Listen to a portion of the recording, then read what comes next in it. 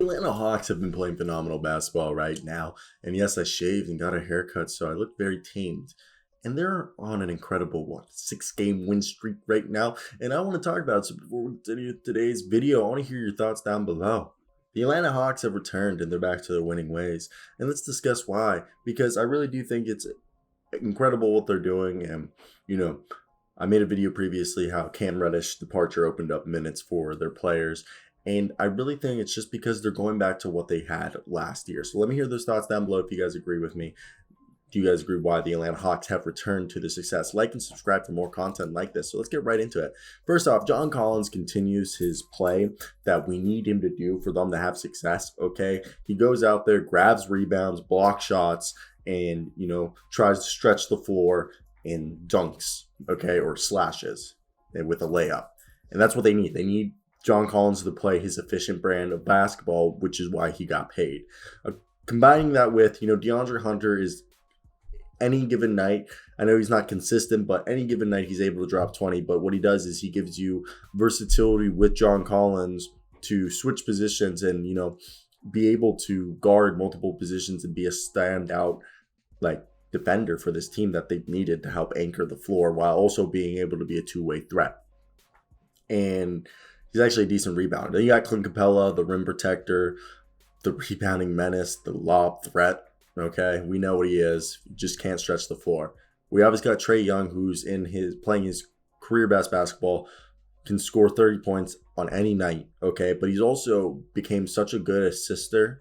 Like, he sets up his teammates for playmaking and facility offense so well that, like, you see Kevin Herter, DeAndre Hunter, John Collins, even Clint Capella, Danilo Gallinari, Onyeka Okongwu, Bogdan Bogdanovic, all those guys, when they get in the game, they're all able to have really good looks because Trae Young sets them up for those looks, which is something that I think is criminally under talked about. His assist and his playmaking ability, reading the defense by being a threat with his 3-point shot to draw them in, which allows him to swing the ball across the key to the other side to find an open man or a cutting man towards the basket in a pick and roll. Trae Young is very good at that.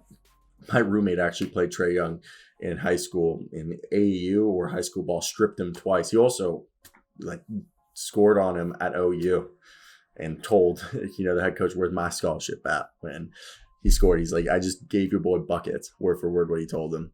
Either way, that was a story I think so funny that my roommate tells me. And the thing is I kind of like the move of Danilo Gallinari being moved to the bench with Bogdan Bogdanovic, them two being the guys off the bench.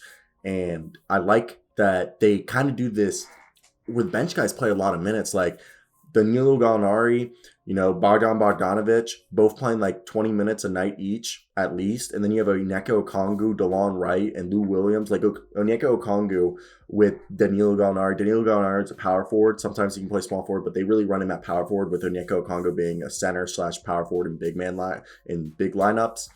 And really they like to run Onyeka, Danilo, Bogdan Bogdanovic, either DeAndre Hunter and Kevin Herter at the shooting guard with Trae Young, or even DeLon Wright, who DeLon Wright has finally, this team has a backup point guard, something that they've needed for a while.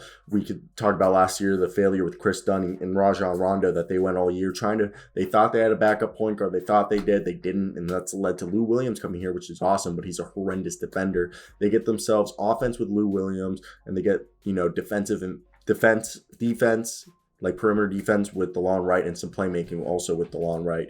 And not as good as the score, but they still, beggars can't be choosers. That's the other thing. But I think it was a very good move by them. One second. When you coming? Got to respond to the girlfriend.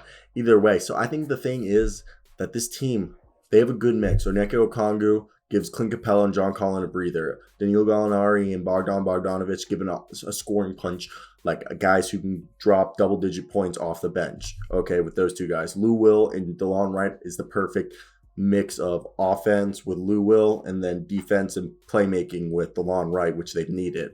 And the thing is, they still got Gorgie Dang, who's a stretch big, who has some rim protection to offer, and Timothy Luwawu-Cabarrot, who, can back up if any of these wings get hurt in a minute. And there's even Skylar Mays, who's not a bad shooting guard. So I think this team is very deep, and they're starting to get into things. To Nate McMillan's going back to the lineups that we had success in the playoffs that led to their appearance in the conference finals. So I really think this is a team that's having a lot of success because they're going back to doing what they had success doing. So that's where I want to hear your guys' opinions. And if you guys were, the Atlanta Hawks, what would you guys do? I want to hear what you guys have to say about this team. And I think it's definitely an interesting spot that they're in. And first off, I'm someone who hopes for the best for any team. So what I want to hope is this team can regain that form that led to their Eastern Conference Finals trip a year ago. And I think that would be something really fun because this is a good team and they have the pieces. So you don't want, I don't like watching teams fail and have to rebuild. I like to see upsets, So I'm going to choose to see an upset and see if, Trae Young and them can continue their Cinderella-like run that they had a year ago, which I thought was phenomenal. But that's going to leave me where I'm at today, guys. I really do want to hear your thoughts. If you guys, feel the same about it with me or not, really. That's basically the video. Like and subscribe. Drop whatever in the comment section. If you made it to the end of the video, if you agree or disagree with any of my takes. I'm always down to banter, respond, and all that good stuff. But peace out.